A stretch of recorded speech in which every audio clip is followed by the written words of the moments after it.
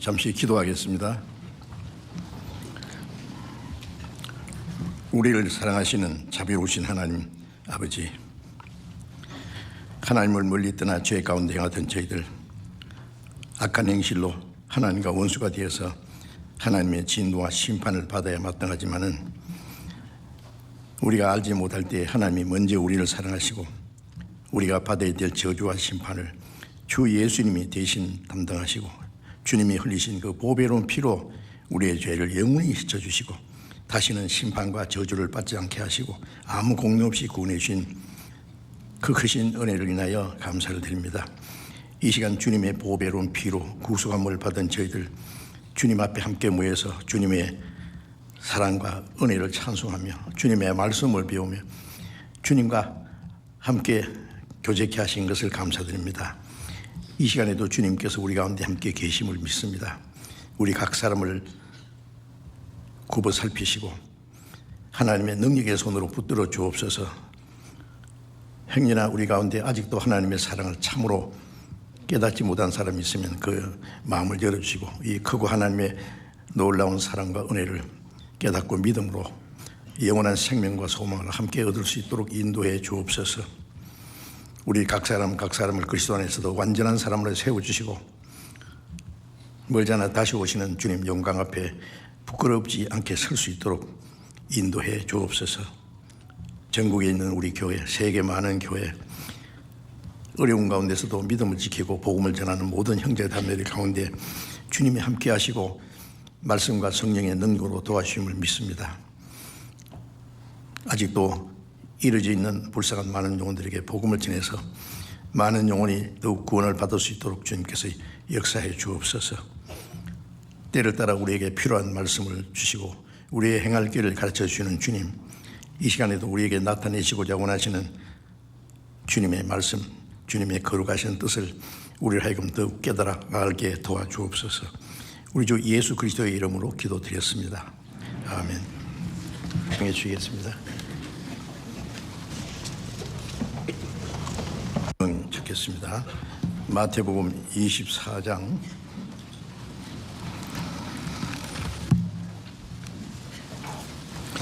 마태복음 24장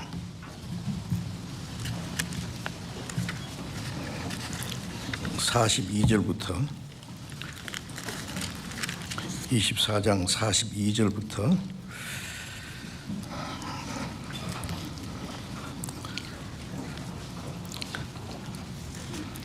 44절까지 제가 읽겠습니다. 마태복음 24장 42절부터 읽습니다. 그러므로 깨어있으라.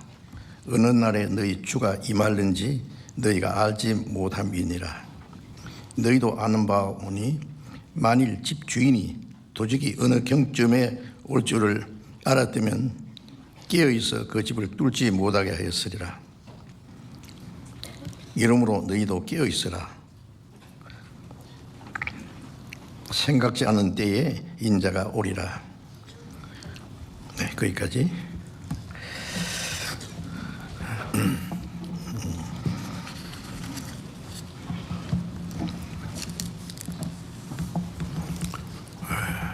어제 저와 장로님들 또 집사님들 몇 분이 동해교회 입당식을 다녀왔는데 동해는 여기서 아주 멉니다. 그래서 시간이 좀 많이 걸렸는데 동해도 새로 교회당을 건축하고 많은 사람들이 열심히 모여서 전도하고 있습니다. 강원도 지역에 우리 교회가 18개가 있다고 합니다. 그래서 옛날에는 강원도에 별로 교회가 없었는데 교회가 자꾸 생기고 많은 사람이 구원받고 이제 교회가 활발하게 지금 하나가 되어서 전도하고 있습니다.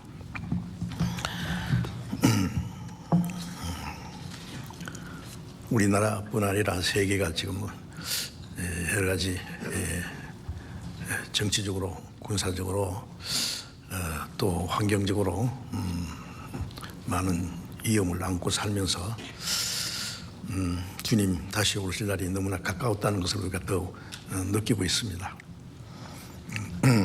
예수님이 너희가 이런 일을 되는 거 보거든 인자가 가까이 문 앞에 이룬 줄 알라고 말씀하셨는데, 성경에 보면은 구약 성경에도 신약 성경에도 그리스도의 재림에 대해서 많은 말씀이 있습니다. 성경의 그 외의 모든 예언들은 정확하게 다 이루어졌습니다. 이제 마지막 남은 것은 주님의 재림입니다.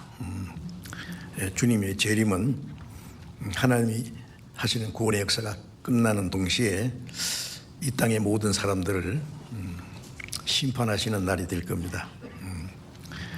우리는 그 마지막이 너무나 가까웠다는 것을 알고 있습니다.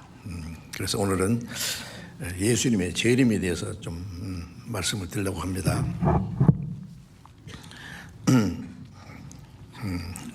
예수님께서도 재림에 대해서 여러 가지로 자세히 말씀하셨고, 또 사도들도 예수님의 재림에 대해서 여러 가지로 말씀해 주셨습니다.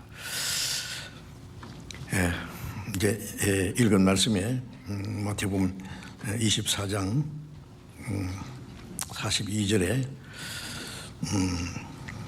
그러므로 깨어 있으라. 어느 날에 너희 주가 임할는지 너희가 알지 못함이라. 주님이 오실 날이 가까웠을 때 주님을 믿는 사람들은 주님 다시 오심을 사모하고 기다리면서 그 신앙이 깨어 있어야 된다고 그랬어요. 깨어 있다는 건 잠자는 것과 비교해서 하신 말씀이죠. 구원받은 그리스도인들은 이제 새 생명 받았고 영원한 소망이 있기 때문에 우리 신앙생활이 항상 하나님 보시기에 깨어있는 생활을 해야 된다고 말씀했습니다. 그래서 깨어있어라. 어느 날에 너희 주가 임할는지 너희가 알지 못함이라. 주님이 다시 오실 것은 분명하지만은 그날과 그 시는, 주님이 오시는 그 날과 그 시간은 아무도 모른다 그랬어요. 하늘의 천사들도 모르고 아들도 모르고 예수님도 모르신다고 그랬어요. 아버지만 아시느니라. 하나님의 계획 속에 있기 때문에 그런데 성경에 그날이 가까움을 여러 가지 징조로 하나님이 우리에게 보여주셨어요. 그래서 여기 예수님이 말씀하시기를 어느 날에 너희 주가 임할는지 너희가 알지 못하기 때문에 너희도 아는 바와 같이 만일 집 주인이 도적이 어느 경쯤에 올 줄 알았다면 깨어있어 그 집을 뚫지 못하게 하시리라. 이스라엘 사람들의 집은 현재 우리가 사는 집과 달라서 흙벽돌로 쌓았든지 나무로 아주 얼기설기 해가지고 흙을 발라놓고 아주 허술합니다. 그래서 도적이 올 때에 문을 열지 않고도 벽을 뚫고 들어올 수 있어요. 그래서 깨어 있어 그 집을 뚫지 못하게 하라 하셨죠. 뚫지 못하게 하였으리라. 도적이 어느 경쯤에 올 줄 알았다면은 도적이 그때 아마 도적이 많았던 것 같아요. 그래서 도적이 어느 경지에 올 줄 알았다면 도적이 뭐 내가 며칠 몇 시에 가겠다고 통보하고 오는 거 아니죠. 될 수 있으면 사람들이 깊이 잠들었을 때 새벽녘이나 그럴 때 도적이 옵니다. 갑자기 집을 뚫고 들어와서 사람의 생명을 해치기도 하고 또 집안의 물건들을 탈취해 갑니다.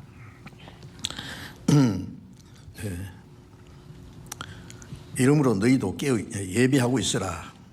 생각지 않은 때에 인자가 오리라. 도적이 어느 경쯤에 올 줄 알았다면 깨어 있어 집을 뚫지 못하게 했을 것이다. 그러나 언제 올지 모르니까 항상 대비하고 있어야 된다는 거죠. 이러므로 너희도 예비하고 있으라. 주님 맞이할 준비를 하고 있으라. 생각지 않은 때에 인자가 오리라. 우리가 생각지 않은 때에 우리가 세상에 마음을 붙이고 이제 안심하고 살 때에 주님이 갑자기 올 수도 있어요. 우리는 정말 주님이 오실 날이 가까웠다는 걸 여러 가지 징조를 통해서 알 수 있습니다. 재림에 대한 징조가 성경에 많이 있습니다. 그래서 마태복음 24장에 앞에 잠깐 보겠습니다. 마태복음 24장 3절.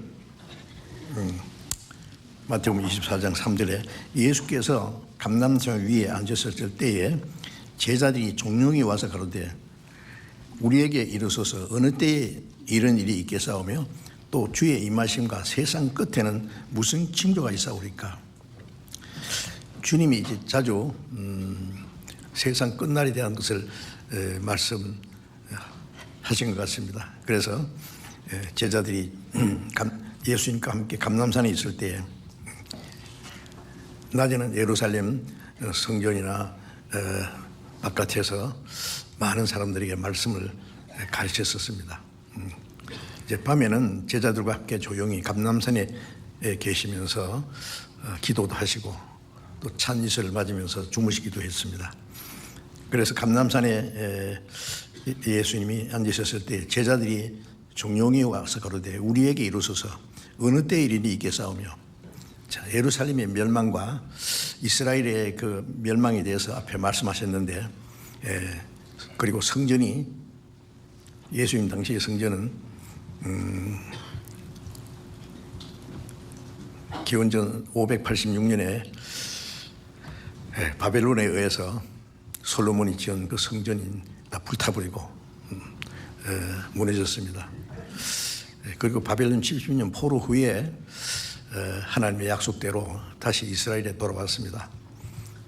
그래서 스룹바벨이라는 사람이 주동이 되어서 성전을 재건했습니다. 그 성전은 먼저 있던 성전에 비교해서 아주 초라했다 그랬어요. 그런데 나중에 로마가 이스라엘을 통치할 때에 로마에서 보낸 그 헤롯 왕이 유대인들이 환심을 사기 위해서 그 성전을 정축했어요. 아주 웅장하게. 그래서 예수님 당시에 있던 성전은 46년 동안 걸려서 건축한 거라고 그랬어요. 그러니까 굉장히 웅장합니다. 그런데 이 성전이 그 성전이 주로 이제 돌을 깎아서 싸서 지었는데 돌 하나도 돌 위에 첨놓이지 않고 다 무너진다 그러니까 제자들이 깜짝 놀랐죠. 예루살렘 멸망은 바로 이스라엘 멸망을 가르치는 거거든요. 그래서 제자들이 얼마나 두렵고 또 궁금하겠어요. 어느 때에 일이 있겠습니까? 어느 때에 성전이 멸망하는 것, 예루살렘 멸망이 있겠습니까? 그리고 주님의 임하심과 세상 끝에는 이스라엘이 멸망하고 전 세계 유대인들이 흩어지는 동시에 복음은 온 세계에 전해지고 그럴 것을 주님이 말씀하셨기 때문에 어느 때에 이런 일이 있겠습니까? 또 주님의 재림하실 때와 세상 끝에는 무슨 징조가 있겠습니까? 주님이 수차례 주님이 다시 오실 것을 말씀했거든요. 그런데 제자들은 그 말씀이 반신반의할 뿐 아니라 언제 그런 일이 있을까? 그래서 예수님께 지금 가장 궁금했던 사실을 여쭈어요. 주님이 재림하시기 전에는 그리고 세상 끝에는 주님이 재림하실 때가 세상 끝입니다. 하나님이 왜 인류 역사를 남겨두셨느냐면은 그리스도께서 십자가에 죽으시고 부활하신 후에 예루살렘에서 시작된 복음이 땅 끝까지 온 세상에 전파되고 믿음으로 구원받은 사람과 구원받지 못한 사람이 완전히 이제 구별됩니다. 천국 갈 사람과 지옥 갈 사람. 마지막에 주님이 오시는 거예요. 그래서 주님이 재림하실 때와 세상 끝에는 무슨 징조가 있겠습니까? 그날이 되기 전에 징조가 있을 것을 말씀하셨거든요. 예. 우리가 훈훈한 봄 기운이 불면은 또 꽃의 새싹들이 나오면은 제가 이제 동해 교회 가기 위해서 가는데 벚꽃이 말이요 막 만발했더라고요. 예? 길가에 엄청나게. 아, 이제 봄이구나. 예, 봄이 왔다는 증거입니다. 또 푸른 잎사귀가 누렇게 물들고 그것들이 바람에 떨어지면은 아, 이제 겨울이 가까이 왔구나. 지금 현재 일어나는 일을 보고 잠시 후에 있을 사건을 미리 알 수 있다는 것이죠. 예, 그래서 주님 재림하시기 전에 갑자기 아무 징조도 없이 갑자기 오시는 게 아니라 여러 가지 징조가 있을 것을 말씀하셨거든요. 저희들이 그날이 되기 전에 무슨 징조가 있겠습니까? 그건 우리에게도 너무나 궁금한 사실이잖아요. 그래서 예수님이 여러 가지로 이제 말씀하셨습니다. 24장 7절에 보면은 민족을 나라가 나라를 대적하여 일어나겠고 처처의 기근과 지진이 있으리니 이 모든 것이 재난의 시작이니라. 자, 여러 가지 징조 중에 민족이 민족을 같은 민족끼리 싸웁니다. 이건 사상 분쟁입니다. 우리나라도 같은 민족인데요. 사상 때문에 북한에 공산주의 세력안에 있는 사람과 우리는 자유진영 안에 있는 사람들이 도무지 같이 할 수 없어서 전쟁도 하고 지금도 초긴장 상태에 있지 않습니까? 예? 민족이 민족을 끼리 분쟁한다. 우리나라뿐 아니라 세계 곳곳에 그런 일이 많습니다. 또 나라가 나라를 대지가 일어날 것이요. 국가와 국가의 전쟁입니다. 이 전쟁의 위협이 있습니다. 마지막에 1차 세계대전, 2차 세계대전 때문에 많은 사람이 희생을 당했습니다. 이제 마지막 전쟁이 일어나면은 그건 국지전쟁이 아니라 세계전쟁이 될 겁니다. 그러면 많은 사람이 죽을 뿐 아니라 인류 역사가 끝나는, 그래서 성경에는 우리가 아는 대로 마지막 전쟁이 핵전쟁입니다. 하나님이 소돔 고모라가 도덕적으로 타락했을 때 유황불로 멸망시키는 사건이 창세기 19장에 자세히 기록되어 있죠. 그리고 노아 시대에 죄악이 충만할 때 하나님이 홍수로 이 세상을 심판한 일이 있었습니다. 이거는 지금은 노아 홍수 시대보다도 소돔 고모라 시대보다도 더 죄악이 충만합니다. 그게 이제 마지막 하나님의 심판밖에 남은 것이 없어요. 이제 왜 아직도 하나님이 세상을 심판하지 않냐면은 베드로서 3장에 있는 대로 하루가 천년같이, 천년 하루같이 아무도 멸망치 않고 회개하기 위해서 오래 참고 기다리신다. 아직도 구원받지 못한 많은 영혼들이 좀 더 구원받기를 하나님이 참고 기다리시는 거예요. 그러나 하나님이 참고 기다리는 기간도 한정이 있습니다. 때가 되면은 끝날 수밖에 없죠. 그래서 민족이 민족을, 나라가 나라를 대적하 일어나겠고, 이제 전쟁의 위협입니다. 이제 마지막엔 이제 옛날 전쟁과 다릅니다. 마지막에 전쟁은 핵전쟁이기 때문에 지금 전 세계 8나라가 핵무기를 가지고 있고 조그만 나라 북한도 핵무기를 지금 만들어가지고 위협하고 있습니다. 그래서 에스겔 38장에 마지막 핵전쟁이 날 때에 어떻게 될 것에 대해서 자세히 기록되어 있습니다. 그 전쟁의 주역 역할을 할 것은 러시아라고 해서 러시아가 극한 북방에서 이스라엘에서 똑바로 북쪽은 모스크바입니다. 극한 북방 로스와 메섹과 모스크바입니다. 그리고 여러 나라를 끌고 이스라엘을 치러 오리라. 그 준비가 지금 준비 다 됐습니다. 그것이. 러시아가 이스라엘 치러 갈 때 앞잡이 노를 할 나라들이 지금 성경에 있는 그대로 있습니다. 그 앞에 제일 앞잡이 노를 할 나라가 이란입니다. 이란이 핵무기를 개발하는 목적은 이스라엘 치기 위한 겁니다. 뒤에서 러시아가 지원하고 지금 핵무기를 어느 정도 만들었는지 지하 저장고에다가 감춰뒀다고 하는데, 그래서 이란의 핵무기를 만드는 과학자들 제가 알기만 해도 4명을 그냥 죽였습니다. 그냥. 예. 어떤 사람은 아침에 이제 자가용을 타고 이제 올라가는데 시동을 딱 끄는데 그냥 폭탄이 터졌어요. 이래저래 죽은 사람이 4명 내지 6명. 예. 그 이스라엘은 그걸 용납 안 합니다. 네. 그래서 이제 러시아가 이스라엘 치러 가기 위해서 앞장설 나라들이 지금 자세히 준비 다 됐습니다. 지금 문자 그대로. 예. 그래서 마지막 전쟁은 핵전쟁입니다. 스가랴 14장에 예루살렘을 치러 온 열국에게 내리실 재앙이 이러하니 사람이 섰을 때 살이 썩고 눈이 구멍 속에 썩고 혀가 입 속에서 썩으리라.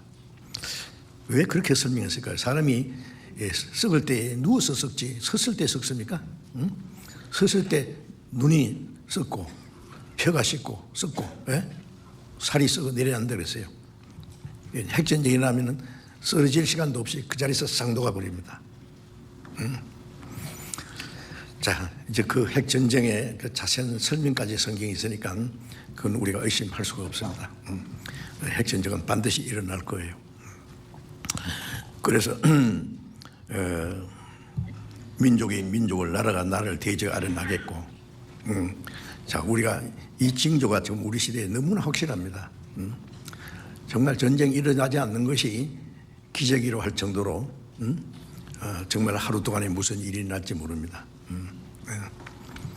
북한은 뭐 걸뼈하면은 뭐 한반도 불바다 만들겠다고 막 싹 썰어버리겠다고 막 그런 소리 하는데, 말로만 그런 것이 아니라 그들은 그 핵무기를 러시아에서 기술을 제공받았는지 하여튼 다른 건 못해도 그 핵미사일, 핵무기 만드는 것은 최고로 지금, 그래서 세계에서 최고로 군사 대국이라고 그렇게 자랑도 하는데요. 어쨌든 참 우리는 위험한 데 살고 있습니다. 그렇다고 우리가 너무 두려워할 거 없는 것은 핵전쟁은 반드시 일어납니다. 어디서 나든지 어디서 일어나든지 핵전쟁이 나면은 그건 세계 종말이 될 겁니다. 그런데 그날이 되기 전에 주님이 오십니다. 소돔 고모라가 망하기 전에 롯과 그 두 딸을 끌어내듯이 물로 세상 심판할 때 노아와 그 가족들 모두 8명을 방주에서 구원받아서 홍수 심판에서 지나게 하듯이 불로 마지막에 세상을 심판하시기 전에 이사야 50장 11절에 보면은 햇불을 둘러 띈 자여 네가 피운 불 속에 너희가 들어가리라. 자기가 피운 불 속에 들어가서 죽을 것이다. 그 말씀인데 사람들은 자기가 만든 폭탄에 터져서 자기가 죽어요. 그런데 그날이 되기 전에 주님이 다시 오십니다. 그건 공중 재림입니다. 홍수 전에 에녹을 데려가시듯이 롯과 그 딸들을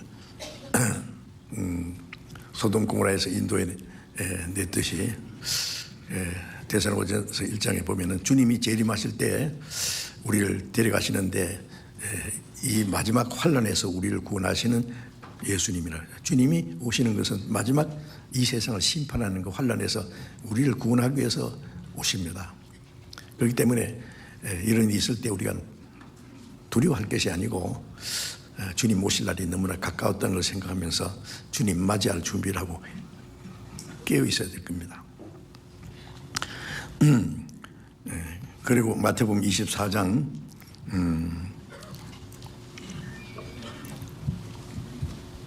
7절에 민족이 민족을, 나라가 나라를 대적하려 나겠고 처처의 기근과 지진이 있으리니 이 모든 것이 재난의 시작이라. 처처에 기근, 그 다음에 누가복음 21장에는 온역, 전염병입니다. 그 다음에 지진, 이건 전부 자연재난이죠. 이스라엘이 옛날에도 지진이 있었지만은 20세기 들어오면서부터 지진이 갑자기 많아지기 시작해서 지금은 지진이 1년 동안에 얼마나 많이 일어나는지 많은 사람이 죽고, 이번에도 미얀마에서 7.7도의 지진이 나서 수많은 사람이 생명을 잃었습니다. 아시죠? 전 세계 곳곳에 지진과 더 큰 지진이 날 징조가 있다고 지금 발표하고 있습니다. 처처에 기근은 흉년이죠. 흉년. 옛날에도 뭐 기근이 있었지만은 지금 대기 오염, 기상 이변으로 인해서 많은 나라들이 나무들이 말라 죽고 곡식이 아무것도 되지 않습니다. 그래서 굶어 죽은 사람이 너무 많아요. 우리는 뭐 너무 많이 먹어서 말이요. 이제 다이어트하고 될 수 있으면 안 먹으려고 노력합니다만은 먹을 것이 없어서 굶주리는 사람들 너무 많습니다. 처치의 기근, 그 기상 이변입니다. 이런 문제는 앞으로 해결될 가능성이 없어요. 기근과 그 다음에 누가복음 21장에는 온역이라고 해요. 온역, 전염병입니다. 옛날에도 전염병이 있었습니다. 아블라 바이러스라든지 그 페스트라는 흑사병이라든지 그런 그 전염병으로 많은 사람이 죽게 했지만은 이번에 우리 경험한 그 코로나 팬데믹은요, 이거는 지역적인 게 아니라 순식간에 세계에 퍼졌어요. 이것은 하나의 예고편인 것 같아요. 앞으로 그보다 더 무서운 전염병이 일어날 수 있습니다. 많은 사람들이 그렇게 말하고 있습니다. 그리고 우리는 정신을 차려야죠. 처처의 기근, 그 다음에 지진, 온역, 전염병입니다. 이런 것이 있을 거라고 했는데 지금 곳곳에 계속 일어나고 있습니다. 이거는 점점 더 심합니다. 이 모든 것이 재난의 시작이라. 재난의 시작은 마지막 재난. 하나님이 이 세상에 재난을 내리는데 악한 자를 심판하기 위한 것이 그게 우리 시대에 시작됐다고 봐야 됩니다. 그 재난의 시작이라. 그 다음에 11절에 보면은 거짓 선지자들이 많이 일어나 많은 사람을 미혹하게 하겠으며, 또 하나의 징조는 거짓 선지자가 많이 일어난다고 했어요. 옛날에 구약시대도 거짓 선지자가 있었지만은 지금은 얼마나 많은지 몰라요. 많은 거짓 선지자가 나서 많은 사람을 미혹해라. 이 많다는 말이 어느 정도 많은지 생각해 보셨습니까? 거짓 선지자가 내가 거짓 선지자라고 말하는 사람 아무도 없어요. 자기가 진짜라 그래요. 아주 유치한 이단도 있고, 아주 경건한 묘가로 나타나는 이단도 있고, 마귀가 천사 모습으로 나타나시. 그래서 마태복음 7장 21절에도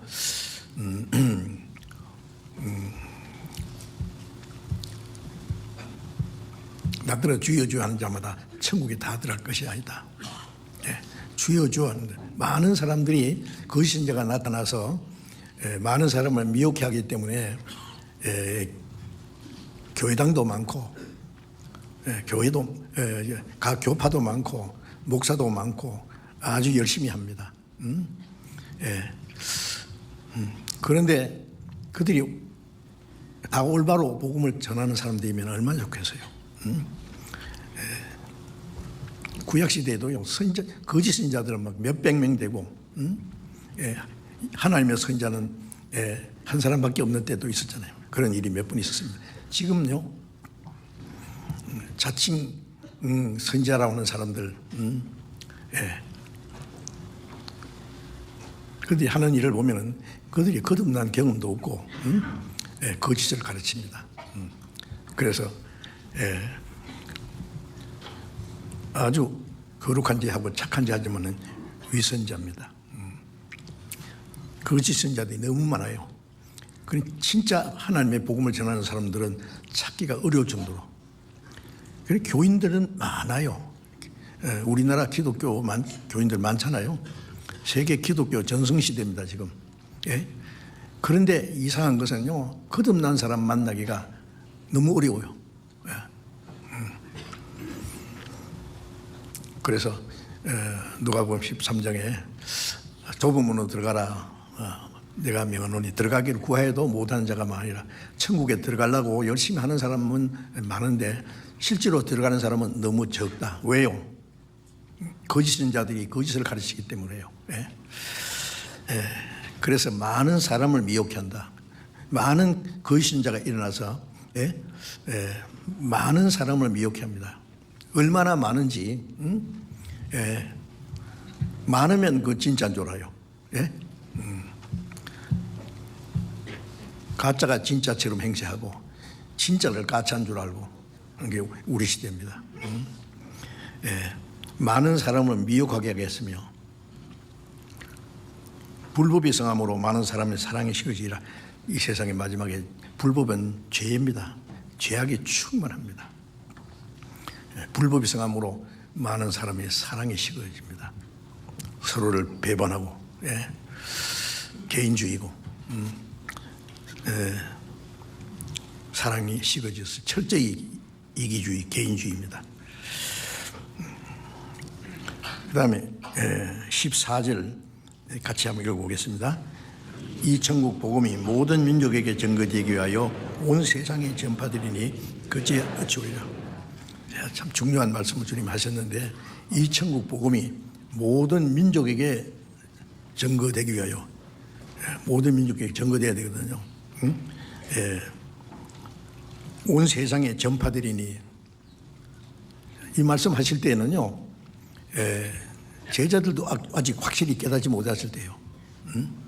하나님이 택한 이스라엘 백성들도 예수님을 믿는 사람이 너무 적었습니다.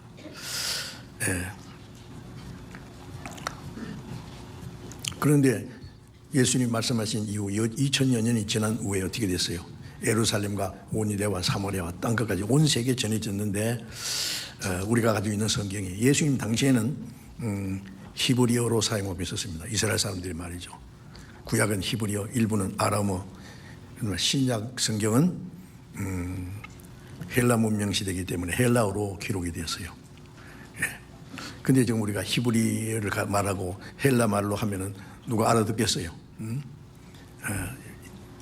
이 복음이 온 세상에 전파되려면은 그 지역 말로 번역이 돼야 됩니다. 지금 3,686개 방언으로 번역됐다고요.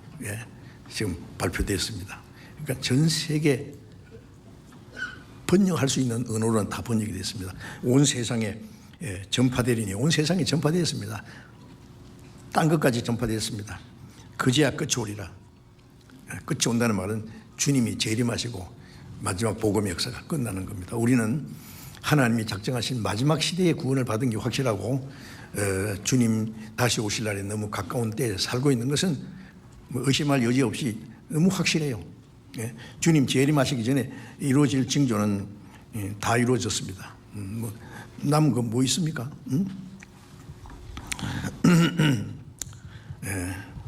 그리고 이제 그 징조 중에 가장 또 중요한 징조 중에 하나가 마태복음 24장 32절 말씀입니다. 24장 32절, 무화과나무의 비유를 배우라. 그 가지가 연하여지고 잎사귀를 예면 여름에 가까운 줄 아나니, 이와 같이 너희도 이 모든 일을 보거든 인자가 가까이 곧 문 앞에 이른 줄 알라. 내가 진실로 너희에게 말하노니 이 세대가 지나기 전에 이 일이 다 이루리라. 무화과나무의 비유를 배우라. 무화과나무는 뭘 비유를 하는 거냐면 이스라엘을 가르치는 겁니다. 우리나라는 뭐 나라꽃이 무궁화라고 하는데, 무궁화는 막 진드기가 막 달라붙으면 막 찌그러졌다가 다시 피었다가 1년 내내 그래요. 우리나라는 많은 괴로움 중에서도 그걸 이기고 살아온 민족입니다. 무궁화처럼. 이스라엘 그 나라를 상징하는 나무가 무화과인데 왜 무화과냐면 꽃이 없어요. 예. 이건 무화과 탁 쪼개보면 안이 빨개요. 그래서 어떤 사람은 무화과가 아니고 내화과네. 예? 꽃이 속에 숨어 있다고. 그 무화과는요, 구약 성경도 보면은 이스라엘 사람들이 불순종할 때는 너희는 악한 무화과, 먹을 수 없는 무화과 같이 악하다 그랬어요. 예, 이스라엘 사람들이 잘못할 때는 악한 무화과와 같다. 예, 그 나무를 말라 죽게 해다. 그런 말씀이 있는데 마태복음 21장에 보면 예수님이 아침 일찍이 예루살렘에 들어가시는데 시장하셨어요. 그 길가에 무화과나무가 잎사귀가 무성한 무화과나무가 있어서 열매가 있는가 가까이 가시니까 잎사귀 외에는 아무것도 없어요. 열매가. 그 예수님이 그 무화과나무를 저주했습니다. 저주하니까 말라 죽어버렸어요. 아니 열매 없다고 나무를 죽여버리는 분이 어디 있어요? 예? 제가 그 버트랜드 러셀이라는 철학자입니까? 그 사람이 쓰는 책에 보니까요. 나는 왜 크리스찬이 아닌가? 그 사람 부모가 일찍 세상을 떠나고 할머니 밑에서 그 충실한 기독교인인 할머니 밑에서 자랐는데 그런데 이 러셀은 믿지 않았어요. 끝까지 무신론자가 됐어요. 그래서 그가 쓴 책에 나는 왜 크리스찬이 되지 않았나? 자기가 예수를 믿지 않는 이유 중에 여러 가지 중에 하나가 예수님은 무화과나무를 죽였다는 거예요. 어떤 사람이 말이죠. 감나무 밑에 가서 감을 따먹으러 오니까 감이 없으니까 도끼를 들다가 쾅쾅 찍어서 예? 감나무를 찢어버렸다면 죽여버렸다면요. 그 괴짜 아닙니까? 그런 식으로 생각하는 거예요. 예. 예수님은 열매 없다고 해서 무화과나무를 죽여버리고 아무리 능력이 있어도 그러면 되느냐고. 예수님이 행하신 이적에는 전부 감춰진 뜻이 있어요. 예. 그 무화과나무는 잎사귀만 무성하고 열매 없는 무화과나무는 그 당시 이스라엘 민족을 가르칩니다. 밖으로는 하나님의 택한 백성이라고 자랑하고 신령한 척하고 속에는 하나님이 찾으시는 열매는 없는 거예요. 이스라엘 민족의 상태를 말합니다. 예수님을 보냈는데 그들이 믿지 않았어요. 그래서 이스라엘 민족이 저주받아서 망할 것을 가르쳤습니다. 무화과나무가 저주받아서 말라 죽은 것은 이스라엘 민족이 이제 얼마 후에 그리스도를 배척함으로 저주받을 것을 말한 거예요. 그래서 그 말라 죽은 무화과나무, 그러니까 영원히 죽은 것이 아니라 마태복음 24장 32절에 다시 읽겠습니다. 무화과나무의 비유를 배우라. 그 가지가 연해지고 잎사귀를 예면 여름이 가까운 줄 아느니 이와 같이 너희도 이 모든 일을 보거든 인자가 가까이 곧 문 앞에 이른 줄 알라. 제가 화분에다가 무화과나무를 하나 심어놨더니요. 겨울 동안에 완전히 말라 죽은 것 같아요. 그래서 빼내버리려고 하다가 혹시 하고 놔뒀습니다. 이제 봄이 지나고 여름이 가까이 되니까 얘 가지가 연해지면 잎사귀가 보조개 나오더라고. 이거 살아있구나.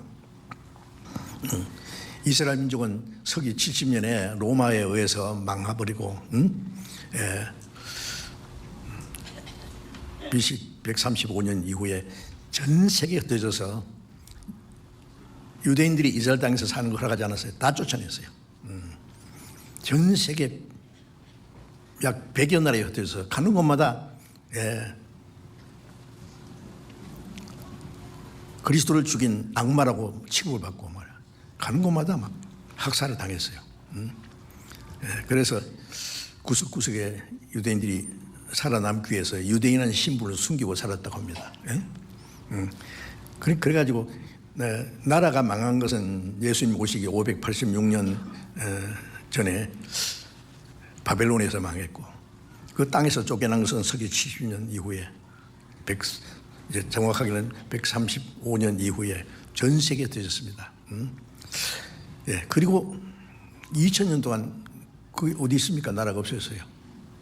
2000년 동안 없어진 그 민족이 다시 그 땅에 들어가서, 예, 그리고 그 땅에는 이스라엘 사람들이 사는 그 가나안 땅과 중동 지역은 알라신을 믿는, 알라신은 모하메드가 있지도 않는 그 알라를 하나님이라고 해서 알라신 하나님, 가짜 하나님을 하나 만들어 자기는 자칭 알라신의 선자라고 하면서, 근데 그게 많은 사람이 따랐어요.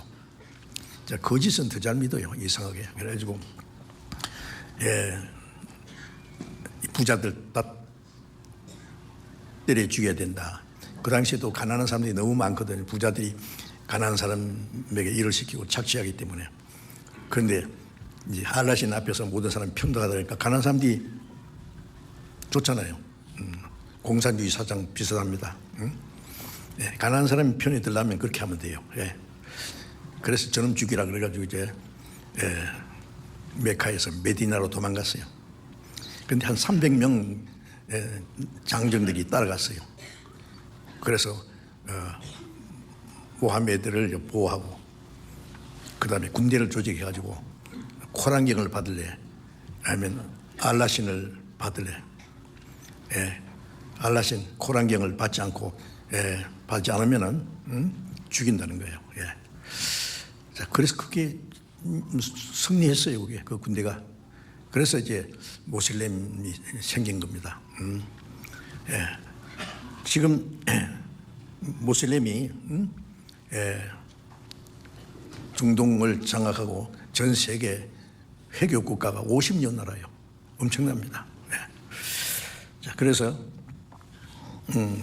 이스라엘 민족이 다 흩어지고 그 땅은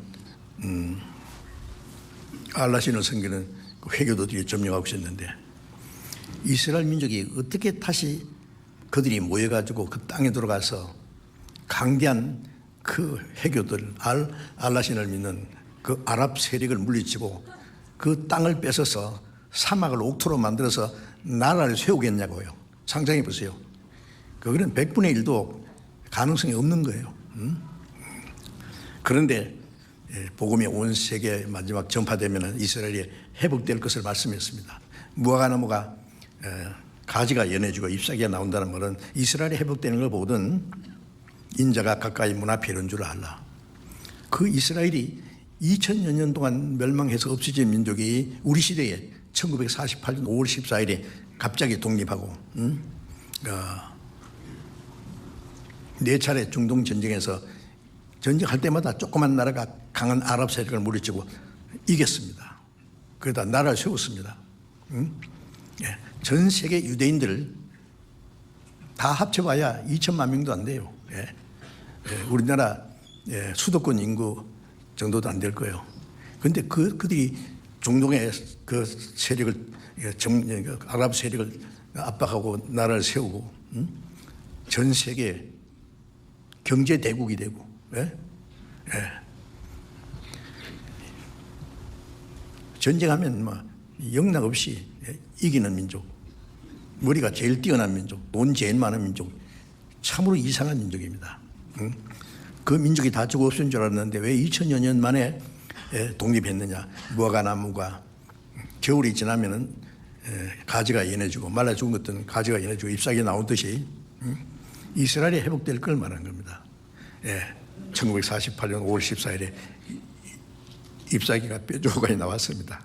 아시죠? 죽은 줄 알았던 무화과 없어진 이스라엘 민족이 2000여 년 만에 나라가 되다니. 이거는 세계 역사상 없는 일이에요. 예레미야 31장에 보면은 천지의 규례, 낮과 밤의 규례가 없어지지 않는 동안에 이스라엘 나라는 없어지지 않는다. 반드시 다시 나라가 된다면. 그런데 우리 시대에 이스라엘이 회복되었습니다. 회복됐을 뿐 아니라 조그마한 나라가 얼마나 강대한 나라가 됐습니다. 그 배후에 이스라엘 보면 그 배후에 하나님이 계신다는 것 금방 알 수 있어요. 그래서 그것을 보거든 인자가 가까이 문 앞에 이런 줄 알라. 이스라엘이 회복된 것은 주님이 오실 날이 너무 가까웠다는 것을 우리에게 보여주시는 가장 정확한 징조입니다. 그리고 내가 진실 34절에 보면 마태복음 24장 34절에 보면 내가 진실로 너에게 이르노니 이 세대가 지나기 전에 이 일이 다 이루리라. 천지는 없어지겠으나 내 말은 없어지지 아니하리라. 이 세대가 지나가기 전이라는 말은요, 한 세대는 몇십 년이라고 정할 수 없어요. 네. 다만 그 시대 사람들이 살아있을 때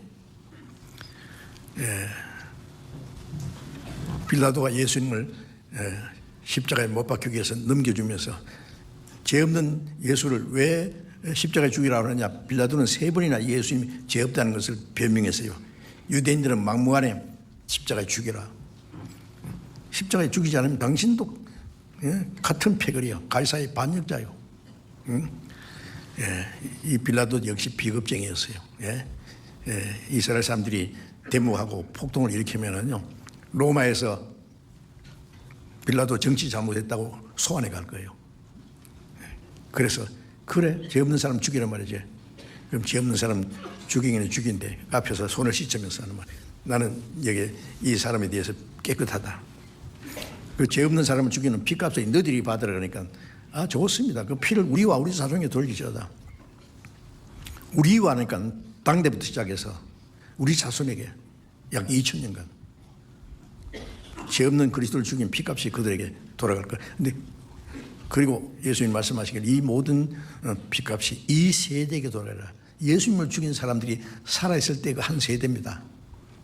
그 사람들이 살아있을 때 예루살렘 멸망했어요. 이 세대가 지나기 전에 이 일이 다 이루라는 말씀도 이스라엘이 회복한 것을 본 사람들이 살아있을 때 주님 오실 거예요. 그 어느 시대입니까? 우리 시대입니다. 불과 몇십 년 전만 해도 이스라엘 나라가 지구상에 없어요. 그 땅은 사막이 됐어요. 그런데 그 땅은 이스라엘과 천치기 원수인 회교들이 이 땅을 딱 점령하고 있는데 무슨 재주로 뚫고 들어가서 그들을 물리치고 사막을 옥토로 만들고 거기다 나라를 세운단 말이에요. 이것은 인간 생각으로는 도저히 불가능한 거예요. 불가능할 때 하나님이 그걸 가능하게 함으로써 하나님이 하시는 일이라는 것을 우리에게 보여주시지 않습니까? 하나님이 하시는 일이지 뭡니까? 이스라엘 역사는 전부 기적이에요. 기적. 그들이 죄를 범하면 철저히 망하게 하고, 영원히 망하면 안 돼요. 그러면 하나님 죽었다 갈 테니까 이스라엘은 죄로 말미암아 저주받았어도 하나님은 안 죽었다는 걸 보여주기 위해서 이스라엘 다시 회복시키는 겁니다. 이제 우리 시대는 이스라엘 망하는 시대가 다 지나가고 본격적으로 회복되는 시대입니다. 자, 우리는 우리가 살아있을 때 주님 오실 것이라는 이 말씀을 통해서 믿을 수 있어요. 우리가 살아있을 때 주님 오실 겁니다. 얼마나 중요한 문제 아닙니까? 설마 그럽니까? 아닙니다. 두고 보세요.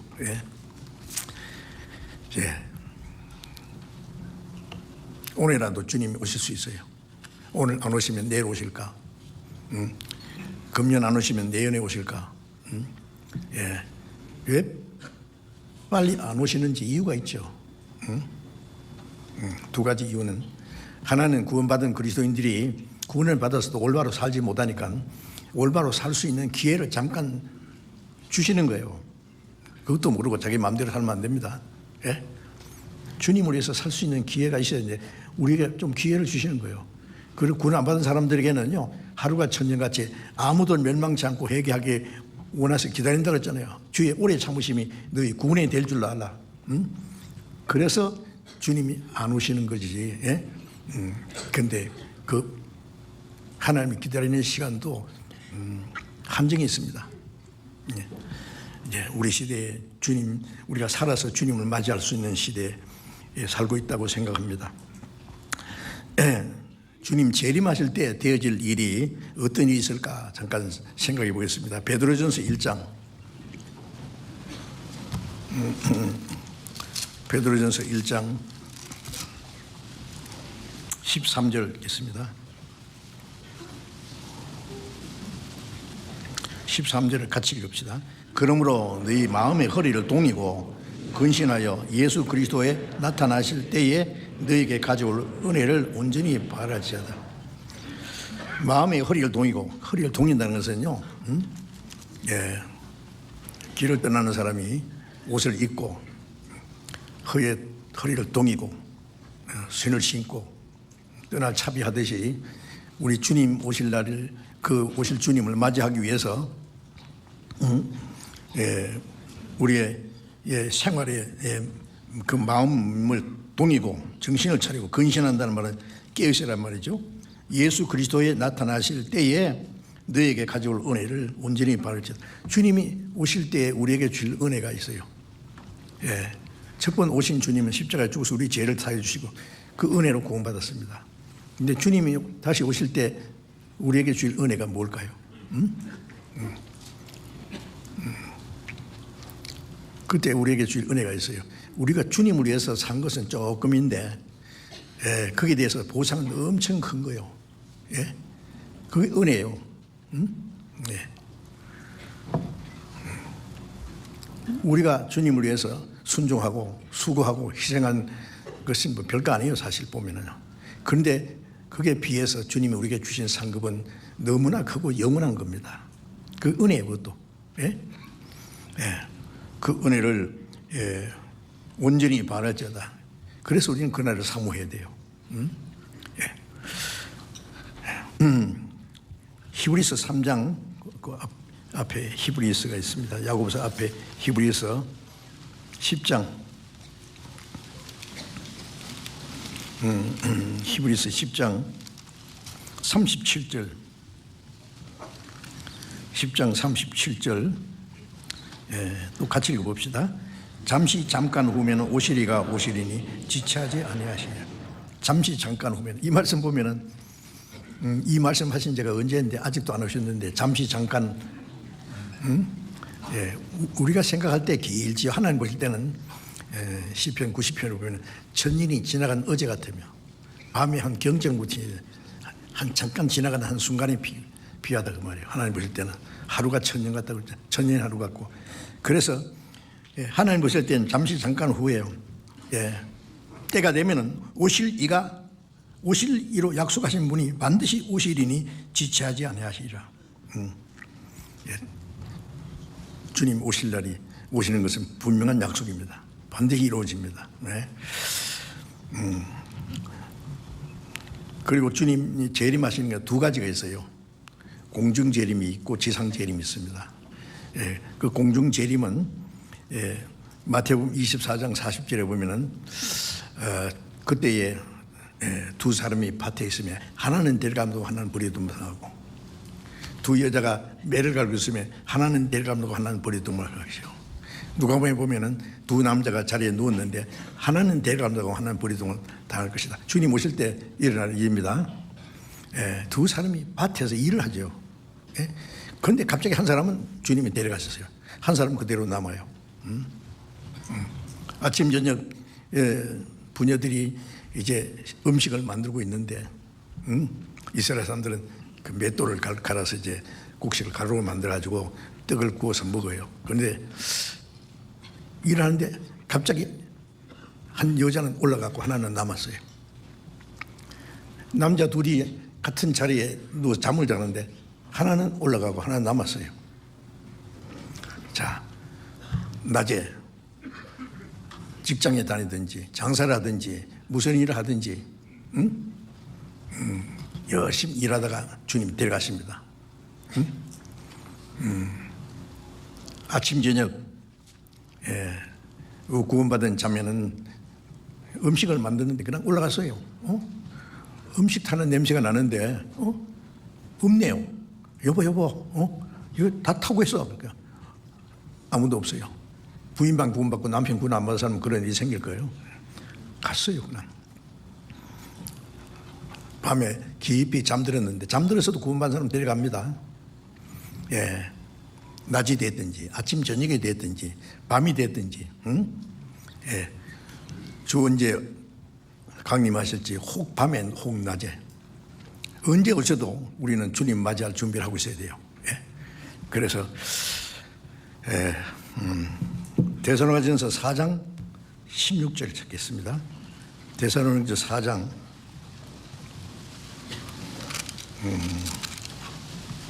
데살로니가전서 4장 16절 주께서 호령과 천사장의 소리와 하나님의 나팔로 친히 하늘을 쫓아 강림하시리니 그리스도 안에서 죽은 자들이 먼저 일어나고 그 후에 우리 남은 자도 저희와 함께 구름 속으로 끌어올려 공중에서 주를 영접하게 하시리니 그리하여 우리가 항상 주와 함께 있으리라.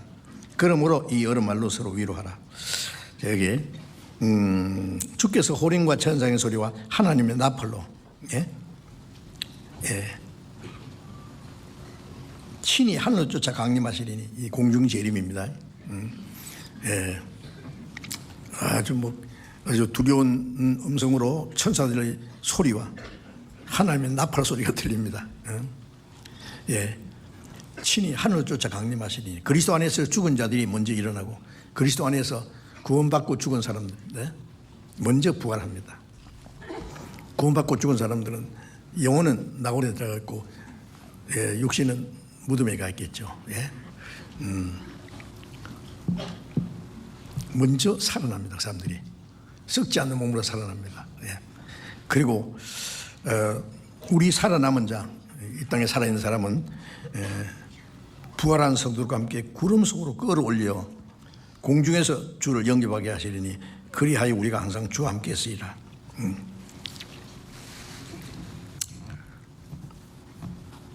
구름 속으로 끌어올려. 구름 속이라니까 몇 미터 공중으로 막 올라가는 게 아니에요. 이 물질 세계에서 신령한 세계로 들어가는 걸 우리말로 이렇게 번역한 것입니다. 그래서 부활한 성도과 함께 끌어올려 구름 속으로. 그리고 이걸 갖다가 휴거라고 합니다. 랩처. 휴거는 끌 휴자 덜 희자. 끌 휴자 덜 끄자. 끌려서 들려 올라간다는 말입니다. 그래서 주님 오실 때 우리 살아남은 사람들은 홀연히 변화됩니다. 어떻게? 주님과 같은 형상으로 바뀌어요. 고린도전서 15장 51절 잠깐 보겠습니다. 고린도전서 15장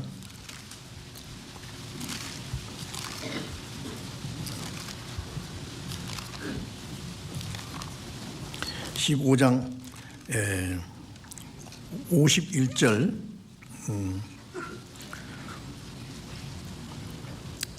51절 52절을 같이 읽읍시다. 보라 내가 너희에게 비밀을 말하노니 우리가 다 잠잘 것이 아니요 마지막 나팔에 순식간에 호련히 다 변하리니 나팔 소리가 나매 죽은 자들이 썩지 않을 것으로 다시 살고 우리도 변하리라. 우리가 다 잠잘 것이 아니라 잠자는 죽는 걸 말합니다. 마지막 나팔에 순식간에 호련히 변하리니 마지막 천사들이 나팔 소리로 함께 이 몸이 호련히 눈 깜짝할 사이에 변화됩니다. 이 낮고 천한 몸이 신령한 몸으로 영광스러운 몸으로 변화됩니다. 나팔 소리가 나면 죽은 자들이 썩지 않은 것으로 다 살고 이 몸은 죽어서 썩을 몸인데 다시는 썩지 않는 몸으로 신령한 몸으로 살고 우리도 변화하리라. 54절 같이 읽읍시다. 이 썩을 것이 썩지 않음을 입겠고 썩지 않음을 입을 때에 사망이 이김에 삼킨 바 되리라. 기록된 말씀이 응하리라. 이 썩을 육신이 썩지 않는 몸을 입고 죽을 것이 죽지 않는 몸으로 입을 때에 사망이 이긴 바 삼킨 바 되리한 그 기록된 말씀이로 사망은 완전히 권세가 끝난다는 말씀이죠. 그러니까 다시 죽지 않는 몸으로 영원한 몸으로 이제 우리는 변화될 거예요. 부활한 사람들은 신령한 몸으로 부활하고 자 그것이 우리 그리스도인들의 최대 소망입니다. 이런 말씀이 믿어져야 됩니다. 그때 두고 봐야 한다고? 아니에요. 나무 잎속에 깔아먹던 징그러운 벌레가 꽃실 속에 들어갔다 나오더니 예쁜 나비가 돼서 날아가요. 나비 떼가요. 동모양구 보니까 넓은 바다를 건너가더라고 떼가. 낮고 천하면 영광스러움을 변화돼서 주님 앞에 갑니다. 우리는 그날을 사모하고 기다립니다. 네. 그리고 데살로니가 전서 1장 10절을 또 보겠습니다. 데살로니가 전서 1장 10절 또 같이 읽읍시다. 또 죽은 자들이 가운데 다시 살리신 그의 아들이 하늘로부터 강림하심을 기다린다고 말하니 이는 장래에 노하심에서 우리를 건지시는 예수시니라.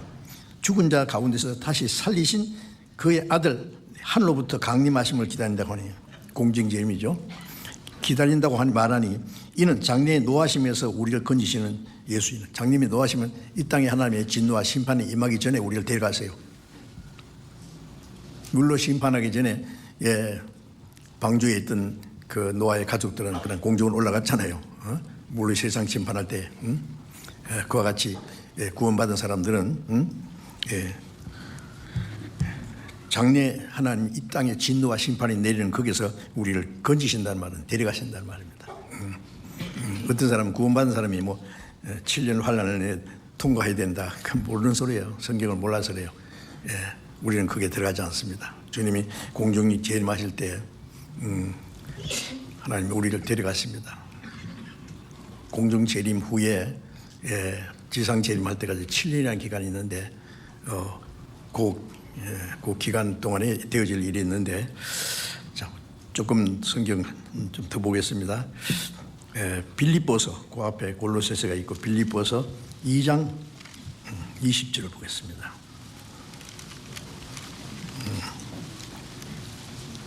3장 20절입니다. 빌립보서 3장 20절 20절 21절 같이 한번 읽읍시다.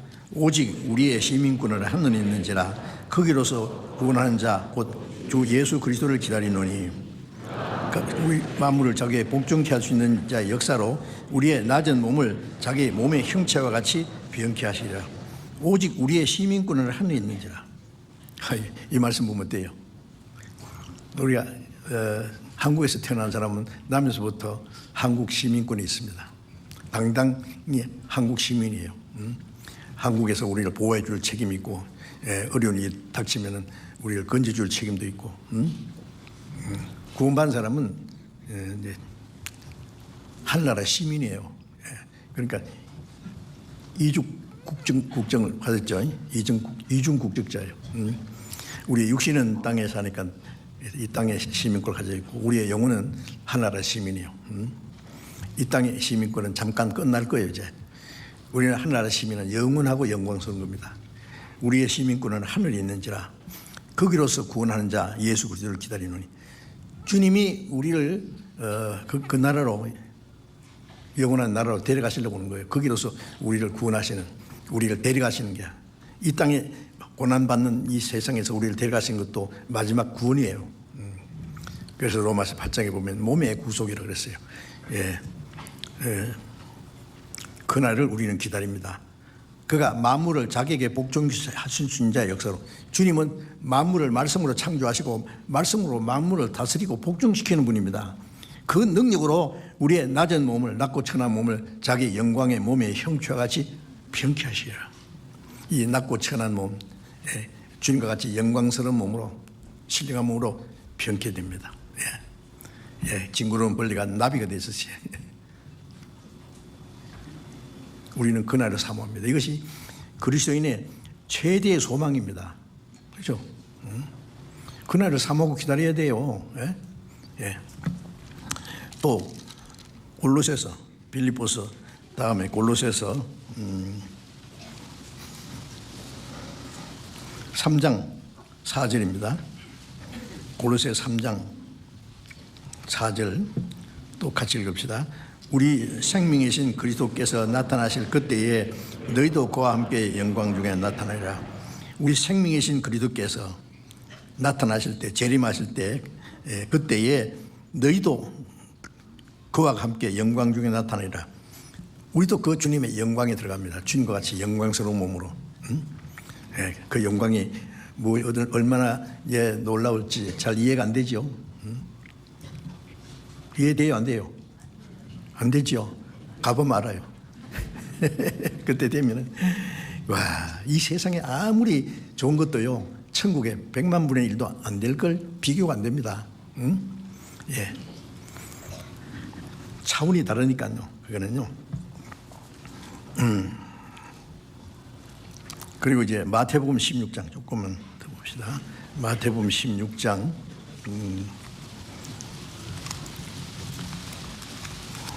마태복음 16장 28절부터 보겠습니다.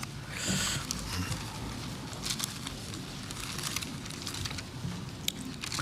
16장 28절부터 제가 읽겠습니다.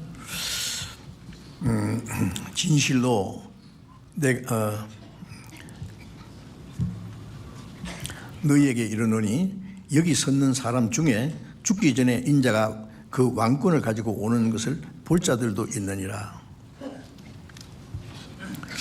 예수님이 제자들과 함께 계시면서 여기 섰는 사람 중에 죽기 전에 인자가 그 왕권을 가지고 오는 것을 볼 자들이 있느니라. 그러면 그 제자들이 죽은 지 언제인데 아직 안 오셨는데 이게 무슨 말씀이에요? 예. 주님 재림하시는 광경을 제자들에게 미리 보여주시겠다는 거예요. 예. 주님이 진짜 뭐 그 시대에 오신다는 게 아니라 오실 것을 보여준다는 거예요. 볼 자도 있다. 17장 1절 엿새 후에 예수께서 베드로와 야고보와 그 형제 요한을 데리시고 따로 높은 산에 올라가실 때니 저희 앞에서 변형되사 얼굴이 해같이 빛나며 옷이 빛과 같이 휘어졌더라. 때에 모세와 엘리야가 예수로 더불어 말씀하시는 것이 저에게 보이거늘. 자, 여기에 예수님이 제자들과 말씀하신 이후 엿새 후에 베드로와 야고보와 요한을 데리시고 높은 산에 올라갔습니다. 따로 높은 산에 올라갔는데 갑자기 예수님의 몸이 변형됐어요. 그래서 얼굴이 해같이 빛나고 또 옷이 빛과 같이 휘어졌더라. 예수님 모습이 갑자기 영광스러운 몸으로 변화됐어요. 그런데 그게 갑자기요 모세와 엘리야가 나타났어요. 나타나서 예수님과 더불어 말씀하고 있어요.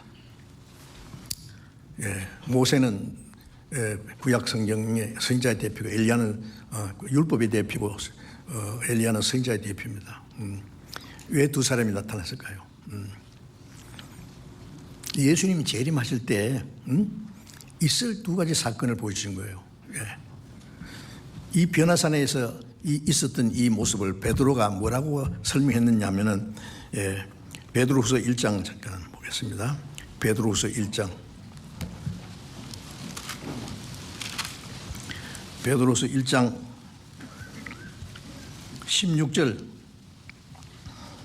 16절부터 제가 읽겠습니다. 우리 주 예수 그리스도의 능력과 강림하심을 너희에게 알게 한 것이 공교히 만든 얘기를 조친 것이 아니요 우리는 그의 크신 위엄을 친히 본 자라. 지극히 큰 영광 중에 이러한 소리가 그에게 나기를 이는 내 사랑하는 아들이요 내 기뻐하는 자라 하실 때에 제가 하나님 아버지께 존귀와 영광을 받으셨느니라. 이 소리는 우리가 저와 함께 거룩한 산에 있을 때에 하늘로서 나옴을 들은 것이라. 이 베드로가 뭐냐면 우리가 주님이 그 능력과 그 영광 중에 강림하신다는 것이 공경이 만든 지어낸 얘기가 아니다. 우리는 그의 크신 이음을 친히 본 자다. 우리는 주님이 영광 중에 오시는 모습을 친히 봤다.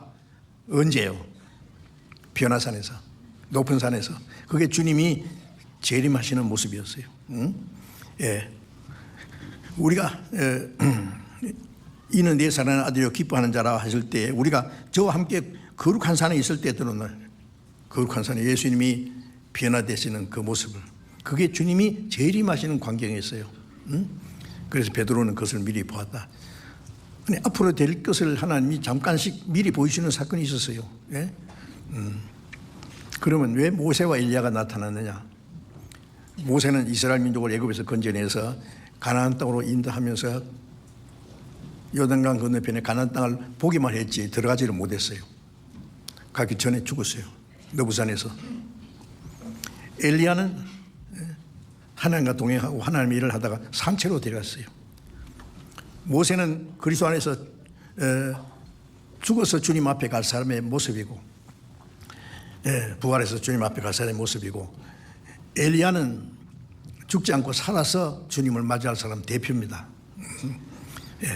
그래서 모세와 엘리야 두 대표는 주님이 재림하실 때 있을 구원받은 성도들, 모세와 같이 멀리서 바라보고 살다가 죽은 사람들, 그 다음에 엘리야처럼 주님 오실 때 산채로 변화될 사람들, 우리는 엘리야처럼 산채로 휴거될 사람에 속합니다. 자, 오늘은 말씀드리다 보니까 시간이 많이 가서요, 여기까지만 말씀드리고 예수님의 재림에 대해서 좀 더 말씀드리리 있습니다. 잠시 기도하겠습니다. 자비로우신 우리 아버지 하나님,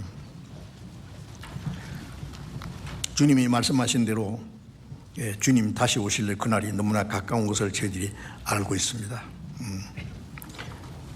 이 땅에 죄악이 충만하고 거짓과 또 불의가 충만하지만은 주님이 오실 때 이 세상을 심판하실 그날이 가까운 것을 압니다. 그리고 구원받은 저희들은 이 세상의 어떤 환난과 고난 중에도 오직 주님만 섬기고 주님의 말씀에 순종하고 하나님의 뜻과 영광을 위해서 살다가 주님 오시는 그날 영광스러운 몸으로 변화돼서 주님을 맞이할 것도 저희들이 알고 있습니다. 주님, 우리에게 주신 영광스러운 소망 중에 우리가 세상에 다시는 헛된 것에 마음이 뺏기지 않고 우리의 육신의 소욕을 따라 살지 않고 오직 우리를 구원하신 주님의 영광을 위해서 다시 오시는 주님을 사모하면서 순종하면서 올바로 살 수 있도록 우리의 모든 생활을 다스려 주시옵소서. 우리 주 예수님 이름으로 기도드렸습니다. 아멘.